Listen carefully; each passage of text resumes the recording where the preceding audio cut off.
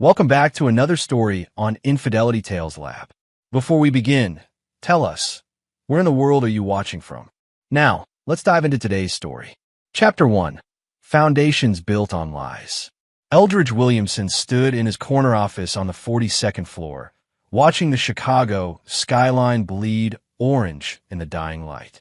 At 38, he commanded respect in the real estate development world. A self-made man who'd clawed his way from a working-class neighborhood to owning a portfolio worth $50 million. His calloused hands, remnants of his construction days, drummed against the mahogany desk as he reviewed blueprints for his latest project. The door opened without a knock. Only one person had that privilege. Working late again, Courtney Williamson glided in, her designer heels clicking against the hardwood. At 34, she possessed the kind of beauty that opened doors and emptied wallets. Blonde hair always perfectly styled, blue eyes that could melt steel when she wanted something. She'd been Courtney Cunningham when they met 6 years ago at a charity gala, a marketing executive for a boutique firm. "Someone has to pay for your shopping trips," Eldridge replied without looking up, though his tone held no malice. It was their usual banter. Courtney perched on the edge of his desk, her red dress riding up slightly. "Speaking of which, I put a deposit down on that lakefront cottage in Wisconsin, the one we looked at last month." Eldridge finally met her eyes. "I thought we agreed to wait until the Riverside project closes." "But Michelle said," she caught herself, color draining from her cheeks. "Michelle said what?" Eldridge's voice remained steady, but something cold flickered behind his dark eyes. "Michelle Pittman, from the bank. He mentioned that lakefront properties are appreciating faster than expected." The lie rolled off her tongue with practiced ease. Eldridge knew Michelle Pittman, 36 years old, senior loan officer at Chicago First National, and the kind of man who wore $1,000 suits to hide his insecurities. More importantly, Eldridge knew Michelle had been handling Courtney's personal account for the past 8 months, ever since she'd insisted on financial independence. "Right," Eldridge said, returning to his blueprints. "We'll talk about it later." Courtney kissed his cheek, her perfume lingering as she left. The same perfume she'd been wearing more frequently lately, something expensive and unfamiliar. That night, Eldridge lay awake beside his sleeping wife, staring at the ceiling of their Gold Coast penthouse. The apartment he'd bought with his first major deal, the one he'd surprised her with on their second anniversary. Her phone buzzed on the nightstand. Once. Twice. 3 times. She stirred but didn't wake. At 2:17 a.m., Eldridge made a decision that would change everything. The next morning, he called Jonah Riggs. Jonah operated in the shadows of Chicago's business world, a private investigator whose services came with premium prices and ironclad discretion.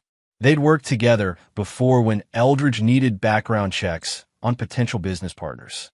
"I need you to look into my wife," Eldridge said without preamble when they met at a diner on the South Side. Jonah, a lean man with prematurely gray hair and eyes that missed nothing, didn't even blink. "How deep?" "Everything. Phone records, credit cards, where she goes, who she sees." Eldridge slid an envelope across the table. "Money's no object." "Timeline, 2 weeks." Jonah pocketed the envelope. "You sure you want to know what I might find?" Eldridge's jaw tightened. "I'm sure." Chapter 2. Cracks in the Foundation. 2 weeks later, Jonah delivered a manila folder that would shatter Eldridge's world. The photographs were damning. Courtney and Michelle in various locations across the city. A lunch at Le Bernardin that lasted 3 hours. Hands intertwined as they walked through Lincoln Park. A kiss outside the Palmer House Hotel that left no room for interpretation. But it was the timeline that truly cut deep.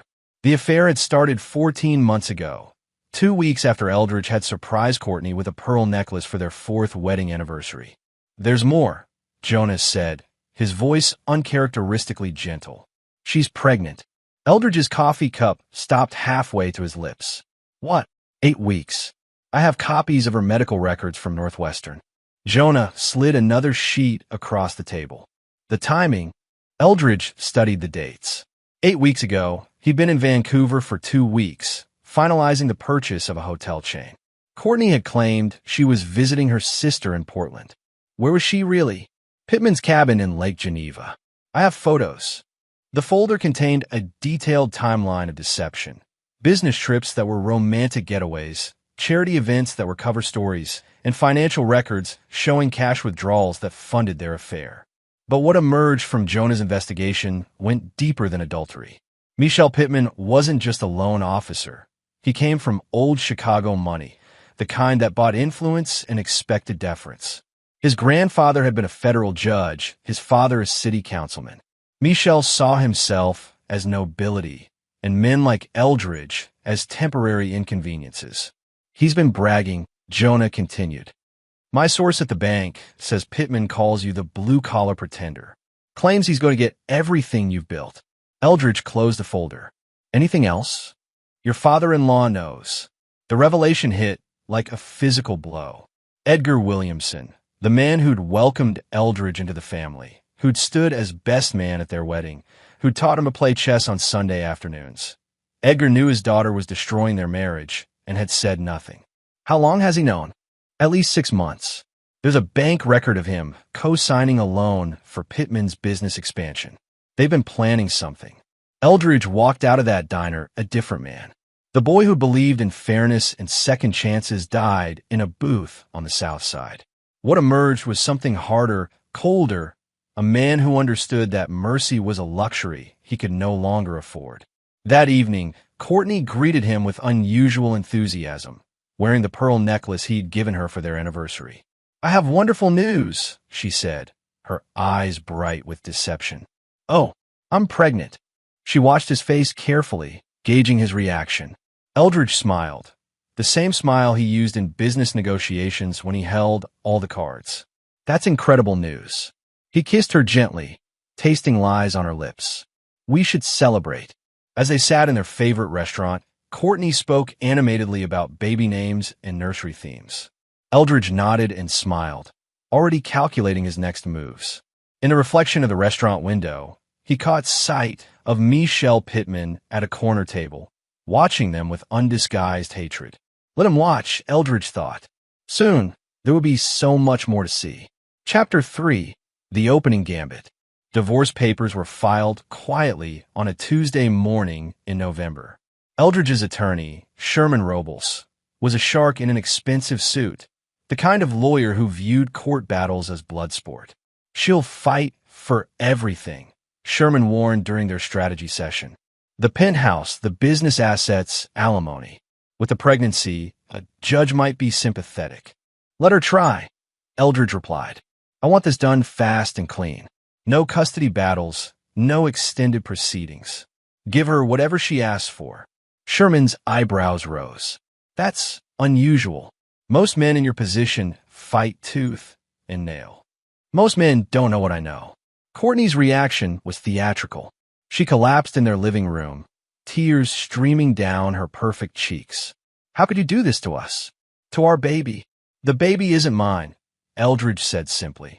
The color drained from her face. What are you talking about? I know about Michelle. I know about Lake Geneva. I know about everything. His voice remained calm, almost gentle.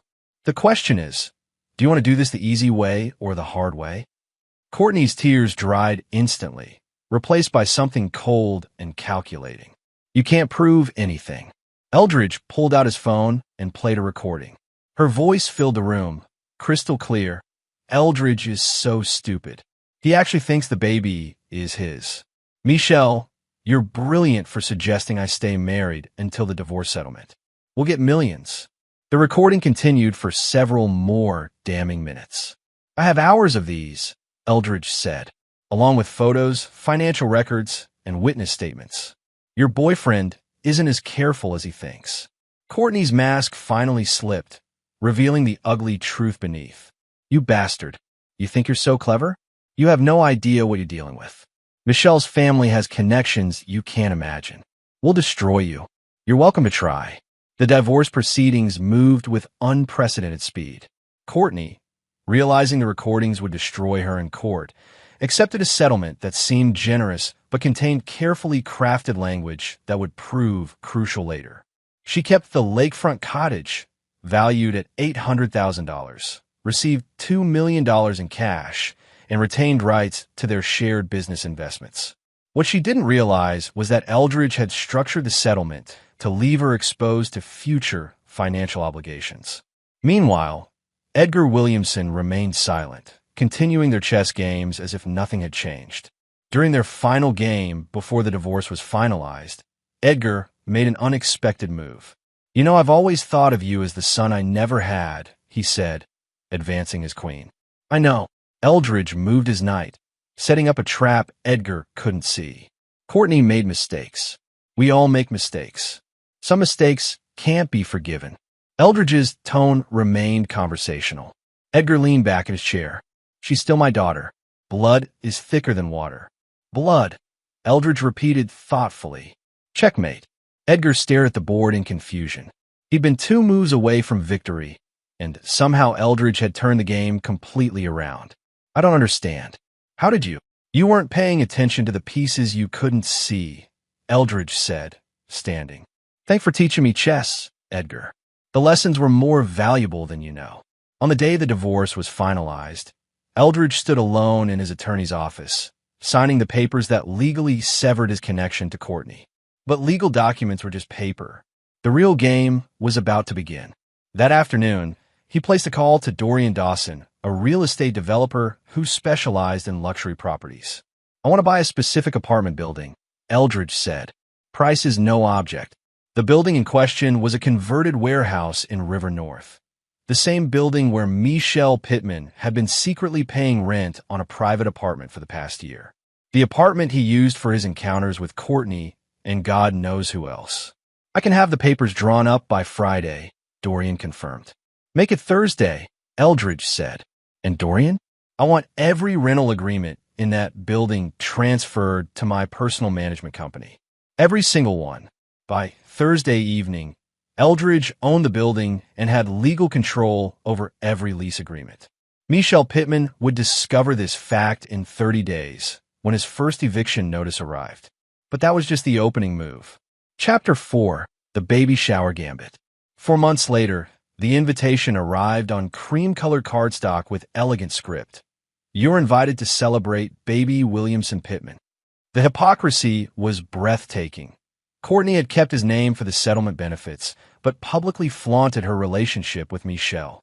The baby shower was held at Edgar and Louise Williamson's estate in Winnetka, a sprawling Tudor mansion that had hosted 3 generations of family celebrations. Eldridge arrived precisely on time, carrying a modest gift bag and wearing his most disarming smile. The guest list read like a who's who of Chicago society. Courtney held court in the center of the living room, her hand resting on her 7-month belly, accepting congratulations and gifts with practiced grace. Michelle stood beside her like a conquering hero, his arm possessively around her waist. "Eldridge!"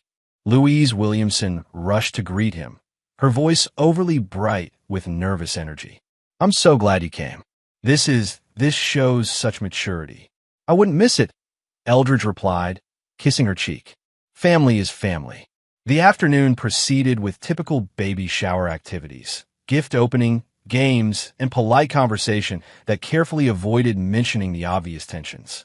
Eldridge mingled easily, accepting congratulations on his gracious handling of the situation and deflecting questions about his future plans. It was during the gift opening ceremony that Edgar made his move. "Before we continue," Edgar announced, commanding the room's attention, "there's a special gift from all of us." He produced a large frame covered by silk cloth, something to help Courtney and Michelle start their new life together. With theatrical flourish, he pulled away the cloth to reveal a framed property deed. "A gift from all of us," Edgar repeated, his voice thick with emotion. "Your new home." Courtney gasped, her hands flying to her mouth. The gathering erupted in applause and congratulations. Michelle beamed with pride, accepting handshakes and backslaps from the other men. Eldridge moved closer to examine the deed, his expression curious but calm. The document was genuine, a transfer of ownership for a luxury apartment in Lincoln Park, valued at $1.2 million. But as his eyes scanned the legal description, something cold settled in his stomach. The address was familiar. Too familiar. It was the apartment he'd purchased 3 years ago as an investment property. The apartment he'd paid off in full, with his own money, using funds from his first major development deal. The apartment he'd bought before his marriage to Courtney, which legally made it his separate property. Edgar leaned in close, his voice low enough that only Eldridge could hear. You have 30 days to vacate. The words hit like a physical blow. Eldridge stared at his father-in-law, the man who'd taught him chess, who'd shared whiskey and war stories, who'd welcomed him into the family with open arms. The betrayal was complete. But Eldridge's face remained serene, his smile never wavering. One day is enough, he said quietly. The party continued around them, but Eldridge barely heard the laughter and conversation. His mind was already working, calculating, planning. By the time he left the estate that evening, he'd made 17 phone calls and set in motion a chain of events that would reshape everything. At 5:47 a.m. the next morning, a convoy of removal trucks pulled up to the Lincoln Park apartment building. The crew chief, a burly man named Roger Sherman who specialized in rapid property clearing, checked his clipboard one final time before giving the signal. Strip it clean, he told his team. Everything that's not nailed down, and half the stuff that is. They worked with military precision. Custom cabinets that had cost $30,000 to install, gone. Italian marble countertops, carefully removed and loaded onto trucks. Hardwood flooring that Eldridge had personally selected, pulled up board by board. Light fixtures, bathroom fixtures, the high-end washer and dryer from the utility room. Everything that could be legally removed as Eldridge's personal property disappeared into the trucks.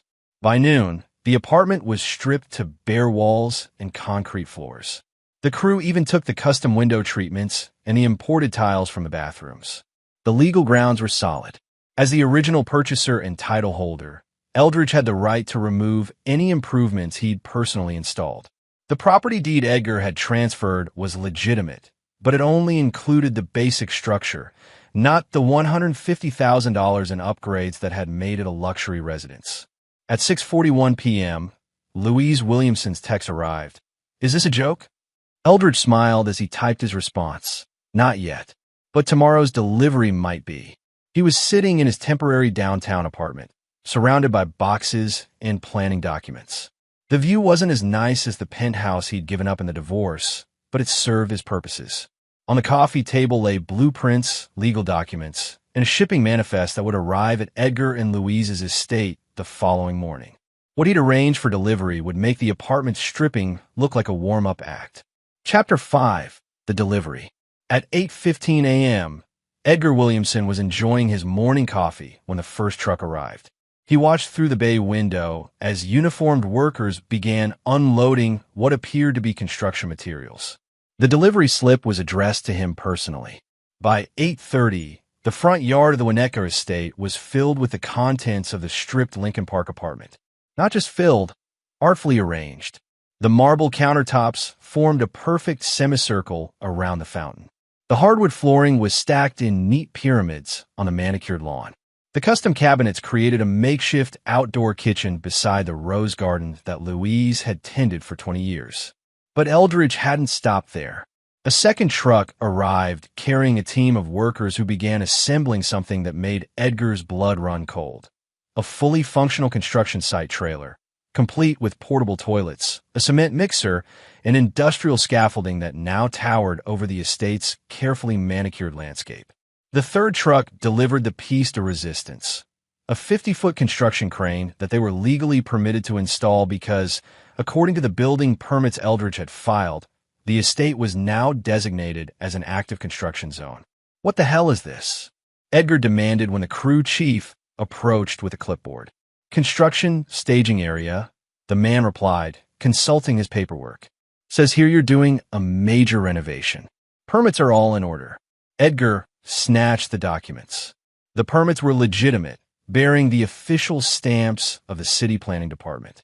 But the project description made no sense. Demolition and reconstruction of detached garage and guest house. Timeline, 6 to 8 months. I never authorized any construction, Edgar protested. Don't know about that, sir. I just deliver what I'm told to deliver. The crew chief pointed to a signature on the bottom of the permit application. That's your signature, right? Edgar stared at the signature. It was his handwriting, but he'd never signed any such document. Except the memory came flooding back. 3 months ago, Michel had brought a stack of papers for him to sign. Loan documents, he'd said, for the business expansion. Edgar had been rushing to a golf appointment and had signed without reading carefully. His phone buzzed with an incoming call from his next-door neighbor, Lee Fernandez, a prominent attorney who'd lived in Winnetka for 30 years. Edgar, what in God's name is happening over there? There's a crane in your front yard. Before Edgar could respond, Louise came running from the house, her face pale with shock. The neighbors are calling. Mrs. Chun from the Homeowners Association is on her way over. Edgar, what have you done? What he'd done was trust the wrong people. By 10 a.m., the estate looked like a war zone. The construction equipment dominated the landscape, effectively blocking access to the garage and making the property unusable for any normal activities.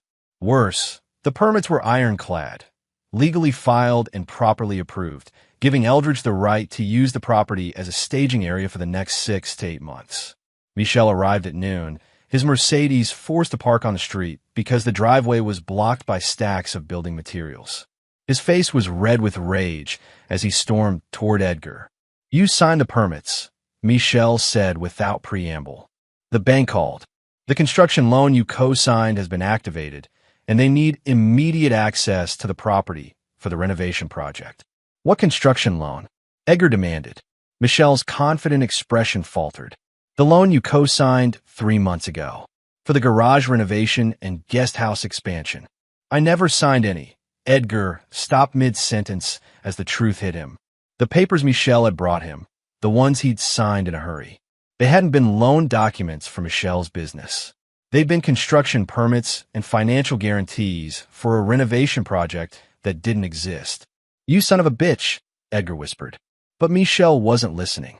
He was staring at something beyond Edgar's shoulder, his face going white.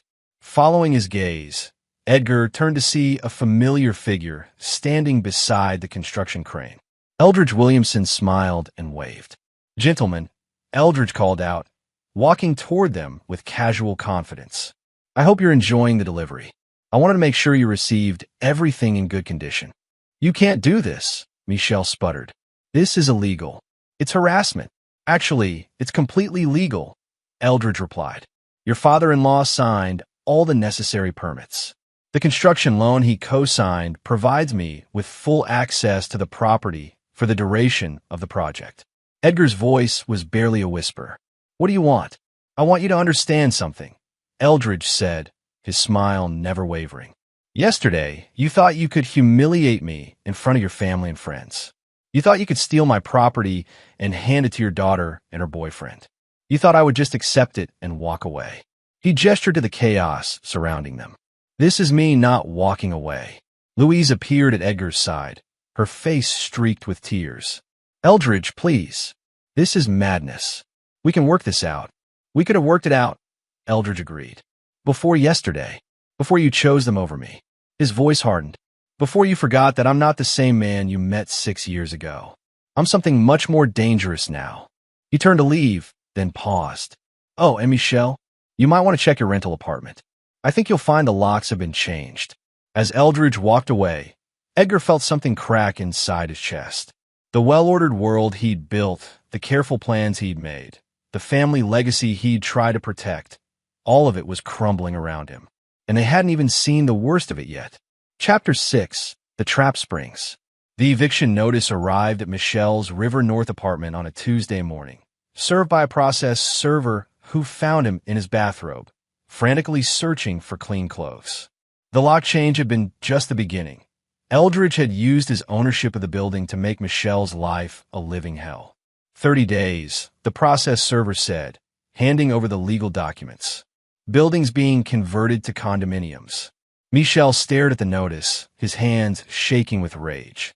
The apartment had been his sanctuary, his private space away from the prying eyes of Chicago society. Now, it was being torn away, just like everything else. But the eviction was merely one piece of a larger puzzle that Eldridge had been assembling for months. At Chicago First National, Michel discovered that his position as senior loan officer was under review following irregularities in several high-profile accounts. The irregularities weren't fabricated. They were real problems that Michel had been sloppy enough to create through his arrogance and lack of attention to detail. The Patterson account shows 3 unauthorized extensions, his supervisor, Aubrey Hull, explained during their meeting. The Morrison loan has documentation gaps, and the Williamson construction permits. Aubrey shook his head. Jesus, Michel, what were you thinking? Michel's blood ran cold. What about the Williamson permits? You processed them personally. Construction permits for a project that turns out to be financially backed by the same man whose property was involved in the original permit application. It looks like Aubrey searched for the right words. It looks like fraud, Michel, or at minimum, gross negligence. The truth was more complex. Eldridge had legally purchased Edgar's debt when the older man defaulted on the construction loan, a default that occurred when Edgar realized he'd been tricked into signing documents he didn't understand. As the new creditor, Eldridge had every right to foreclose on the estate and use it as collateral for his own projects. Michel had processed the paperwork without realizing he was facilitating his own destruction. That evening, Michel drove to Courtney's temporary apartment, a modest 2-bedroom in Lincoln Park that was a far cry from the luxury she'd grown accustomed to. She was 8 months pregnant now, her belly prominent, her face puffy with stress and tears. "They're saying you might lose your job," she said without preamble when he walked through the door. "It's a misunderstanding. I can fix this." "With what money?" Courtney's voice rose to near hysteria. "The apartment is gone.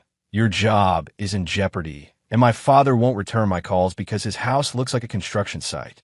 Michel tried to take her in his arms, but she pulled away. "This was supposed to be easy, Michel. You said Eldridge was just a blue-collar nobody who got lucky. You said your family's connections would protect us. They will. My father still has influence. Your father hasn't returned your calls in 2 weeks." Courtney's laugh was bitter and sharp. "Face it, Michel. We're losing." That night, alone in his hotel room, Michel made a decision that would prove to be his final mistake. He called Nestor Drake, a private investigator who specialized in the kind of work that respectable people didn't discuss in polite company. "I need you to find something on Eldridge Williamson," Michel said. "Something that will destroy him. Price is no object." Nestor, a thin man with pale eyes and a reputation for getting results through any means necessary, listened carefully to Michel's requirements. "That kind of investigation requires creative methods. Not everything will be admissible in court." "I don't care about court," Michel replied. "I just want him destroyed." What Michel didn't know was that Nestor Drake had been on Eldridge's payroll for the past 6 months. Every conversation, every plan, every desperate scheme was being recorded and reported back to the man they were trying to destroy. The trap was closing, and Michel had just walked into the final snare. 3 days later, Eldridge received a phone call that made him smile with genuine pleasure. "It's done," Jonah Riggs said. "Pittman just hired Drake to investigate you." The conversation was recorded from start to finish. Did he take the bait about the illegal surveillance? Hook, line, and sinker. He authorized Drake to break into your office, hack your computers, and photograph your personal documents. All clearly documented. Eldridge leaned back in his chair, savoring the moment. And the other matter? Courtney's medical records show stress-related complications. The doctor is recommending bed rest for the remainder of her pregnancy. The pieces were falling into place perfectly. Soon, Michel and Courtney would discover that their attempt to destroy Eldridge had instead provided him with everything he needed to destroy them legally, financially, and socially. But Eldridge's plan went deeper than simple revenge. He was about to teach them that some games have no winners, only survivors. Chapter 7. The Reckoning Begins. The first domino fell on a Friday morning when FBI agents arrested Michel Pittman at his office. The charges were federal: conspiracy to commit wire fraud, attempted industrial espionage, and violation of the Computer Fraud and Abuse Act. The evidence was overwhelming. Hidden cameras in Eldridge's office had captured Michel's hired investigator, Nestor Drake, attempting to install surveillance equipment. Wiretaps, legally obtained through federal court orders, had recorded dozens of conversations in which Michelle explicitly authorized illegal activities. But the masterstroke was Eldridge's manipulation of the electronic evidence. For months, he'd been feeding false information through channels he knew Michelle was monitoring. Financial records showing hidden offshore accounts, business documents detailing fictional illegal activities, and communications that painted him as a corrupt businessman willing to break any law for profit. Michelle had taken the bait eagerly, directing Drake to steal these fabricated documents as evidence of Eldridge's corruption. In doing so, he committed multiple federal crimes while pursuing evidence that would have been worthless in court. The irony is beautiful, Sherman Robles explained to Eldridge as they watched news coverage of Michelle's arrest. He destroyed himself trying to destroy you with evidence you created specifically for that purpose. Courtney's reaction was swift and predictable. She arrived at Eldridge's downtown office that afternoon, her face streaked with tears, her pregnant belly making her movements awkward and desperate. "Please," she begged, bursting past his secretary without announcement. "I know you're behind this. Michelle might have made mistakes, but this is destroying our family." Eldridge looked up from his desk, his expression calm and unmoved. "Your family was destroyed the moment you decided to betray mine. The baby is innocent in all this. The baby isn't mine." His voice was ice-cold fact. "And even if it were, you made your choice 14 months ago when you decided my love wasn't enough." Courtney collapsed into the chair across from his desk, her sobs echoing through the office. "What do you want? Money? I'll sign over everything from the divorce settlement. Just make this stop. I don't want your money, Courtney. I want you to understand what it feels like to lose everything you thought was secure." Eldridge stood and moved to the window, his back to her. "You and Michelle thought you were so clever, taking my property, humiliating me in front of my family, treating me like some temporary inconvenience to be swept aside." He turned to face her, and she flinched at what she saw in his eyes. "You forgot that I built everything I have from nothing. I know how to tear things down just as efficiently as I build them up. This isn't just about me anymore," Courtney said desperately. "My father's lost his house, his reputation, his standing in the community. My mother had a heart attack from the stress. You're destroying innocent people." "Innocent?" Eldridge's laugh was harsh and bitter. "Your father knew about the affair for 6 months and said nothing. He conspired to steal my property and hand it to you and your boyfriend. He chose his side, Courtney, just like you did. And what about forgiveness? What about the man I married who believed in second chances? That man died the day I discovered your betrayal." Eldridge returned to his desk, dismissing her with his indifference. "You can show yourself out." That evening, Eldridge sat in his sparse apartment, reading news coverage of the scandal that was consuming Chicago's social circles. Michelle's arrest had made the front page of both major newspapers, complete with photos of him being led away in handcuffs. But the real damage was just beginning. The investigation into Michelle's affairs had uncovered a web of financial improprieties at Chicago First National. Loans approved without proper documentation, investment advice given based on insider information, and a pattern of ethical violations that painted the entire Pittman family in an unfavorable light. Michelle's father, Judge Harrison Pittman, announced his early retirement from the federal bench pending an ethics investigation. His grandfather's name was being removed from the charitable foundation that had been the family's pride for 3 generations. The Pittman legacy, built over a century of careful reputation management and strategic political connections, was crumbling in real time. And Eldridge wasn't finished. His phone rang at 11:47 p.m. The caller ID showed Edgar Williamson's number. "You've made your point." Edgar's voice was hollow, defeated. "What more do you want?"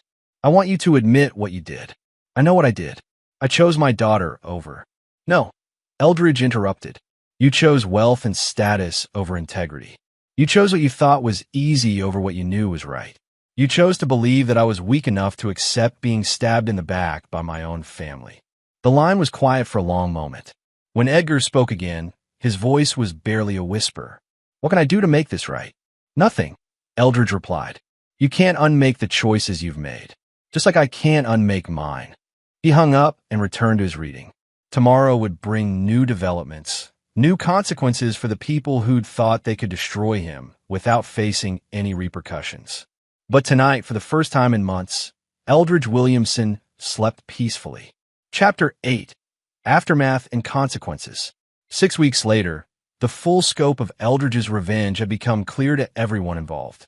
Michelle Pittman pleaded guilty to federal conspiracy charges and was sentenced to 4 years in minimum security prison. His conviction triggered a cascade of consequences that reached far beyond his personal situation. Chicago First National faced federal investigation and massive civil lawsuits. The bank stock price plummeted 40% in 3 days, wiping out millions in shareholder value. 3 senior executives, including Michelle's direct supervisor, resigned in disgrace. The Pittman family's social standing collapsed entirely. Judge Harrison Pittman's early retirement became permanent disgrace when ethics investigators discovered he'd used his position to facilitate several of his son's questionable business deals. The family estate in Lake Forest went up for auction to pay legal fees and civil judgments. But it was Edgar and Louise Williamson who bore the heaviest burden of Eldridge's methodical destruction. The construction loan Edgar had unknowingly co-signed contained acceleration clauses that triggered when Michelle's criminal conviction became final. Eldridge, as the legal holder of the debt, demanded immediate payment of the full amount, $2.3 million, plus accumulated interest and penalties. Edgar's attorney, Dana LeBlanc, tried desperately to negotiate a settlement. Mr. Williamson, your client's demands are excessive. My client was clearly deceived about the nature of the documents he signed. Your client signed legal documents without reading them, Sherman Robles replied coolly. His financial incompetence doesn't void his legal obligations. The Winnetka estate, Edgar's family home for 37 years, was seized to satisfy the debt. Louise's 20-year garden was bulldozed to make way for a luxury development project that Eldridge designed personally. The new townhomes would be marketed as Williamson Commons. Louise's heart attack, brought on by the stress of losing her home, required emergency surgery and months of recovery. Medical bills consumed what little savings they had left after the foreclosure. Edgar, once a proud pillar of Chicago society, now lived in a modest apartment in Schaumburg and worked as a part-time consultant for a property management company. The chess set they'd shared for years sat and used in a box in his closet, too painful a reminder of better times. Courtney's situation was perhaps the most tragic. 9 months pregnant and facing financial ruin, she moved back to her childhood bedroom in the apartment her parents rented after losing their home. The stress of the scandal triggered early labor complications that required an emergency C-section. The baby, a girl she named Hope, was born healthy but immediately became a symbol of everything that had gone wrong. Michel couldn't be present for the birth. He was already serving his federal sentence. The child's birth certificate listed only Courtney as the parent.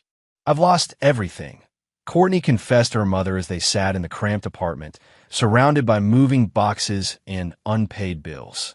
My marriage, my home, my family's reputation, my future, all because I made one terrible mistake. Several terrible mistakes. Louise corrected gently but firmly. And not just you. We all made choices that led us here.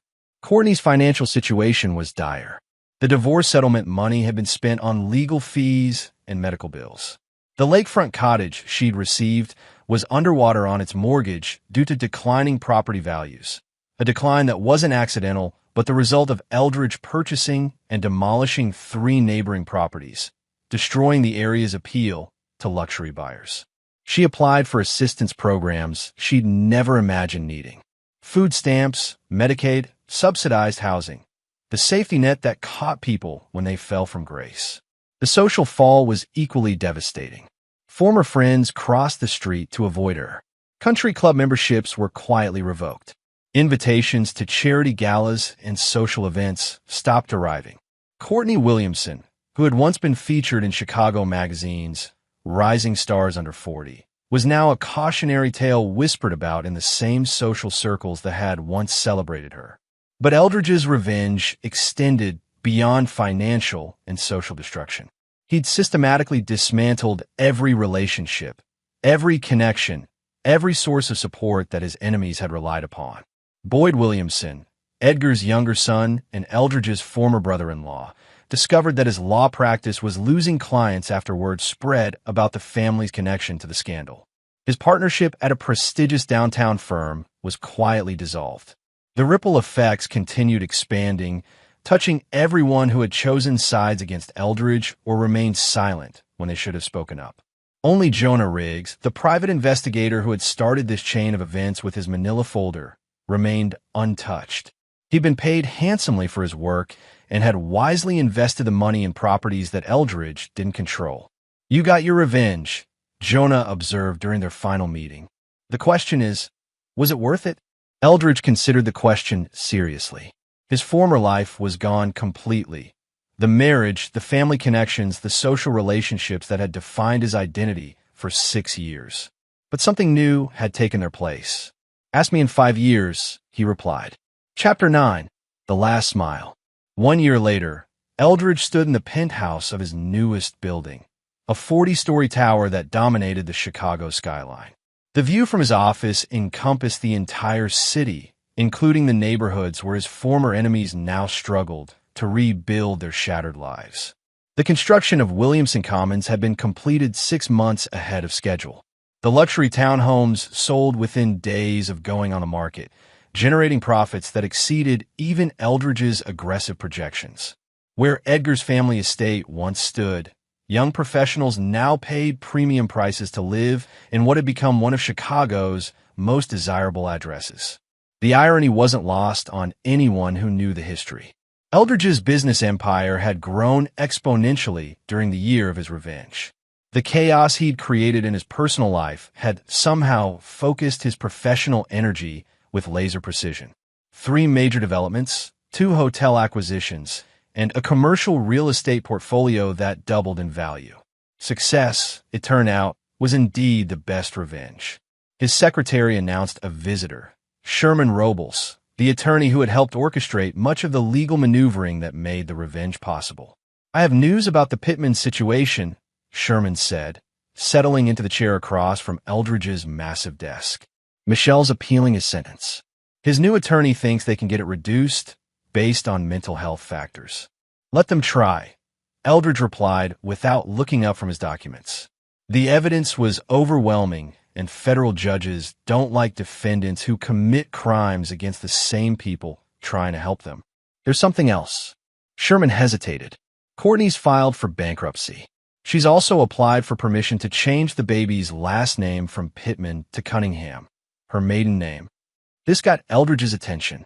Trying to distance herself from Michelle's conviction, trying to distance her daughter from the whole mess. The kid's going to grow up with enough baggage without carrying the Pittman name. Eldridge returned to his paperwork, but Sherman wasn't finished. "Edgar's been asking about you, through intermediaries. He wants to know if there's any possibility of reconciliation." "No." "He's willing to admit his mistakes publicly. Make a formal apology. Whatever you want. I want him to live with the consequences of his choices," Eldridge said flatly. "Just like I live with mine." Sherman studied his client carefully. "You know, there are people who think you went too far, that your revenge was disproportionate to the offense." Eldridge finally looked up, his dark eyes meeting Sherman's. "Those people have never been betrayed by everyone they trusted. They've never discovered that their marriage was a lie, their family was fake, and their love was just another asset to be divided in a settlement.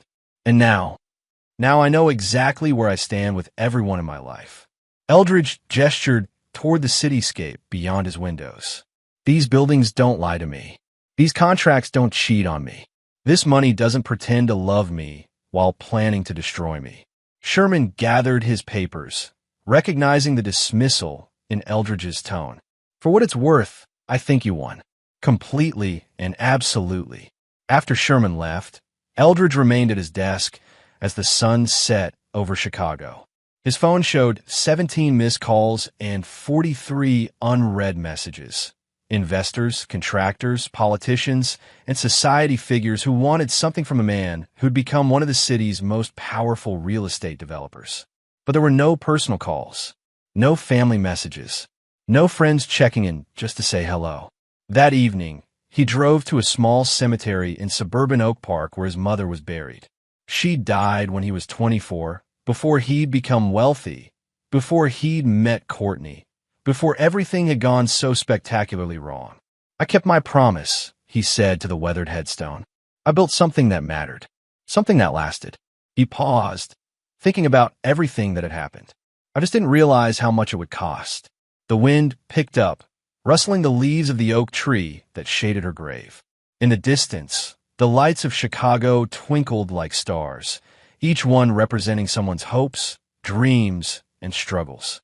Eldridge's phone buzzed with another message. Another opportunity, another deal, another chance to add to his empire. He ignored it. For the first time in years, he had nothing urgent to do and nowhere important to be. The revenge was complete. His enemies were destroyed. His empire was secure.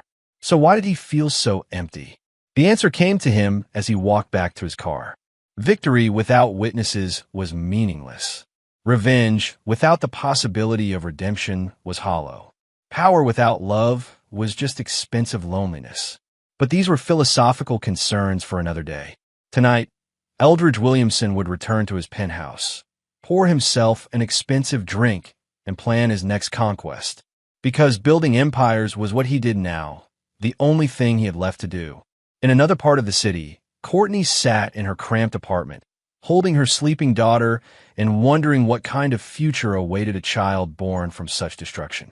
Edgar stared at his chessboard, unable to focus on the game that had once brought him joy. Michelle counted days in a federal prison, dreaming of redemption that might never come. They were all casualties of a war that had no winners, only survivors. And in his glass tower above the city, Eldridge Williamson smiled his last smile. Not because he was happy, but because happiness was a luxury he could no longer afford. He had chosen power over love, revenge over forgiveness, and victory over peace. Now he would live with those choices forever. And there you have it. Another story comes to an end. What did you think? I'd love to hear your thoughts in the comments below. If you enjoy this story, consider joining our community by subscribing. It means the world to us. For more stories like this one, check out the recommended videos on screen. And I'll see you there.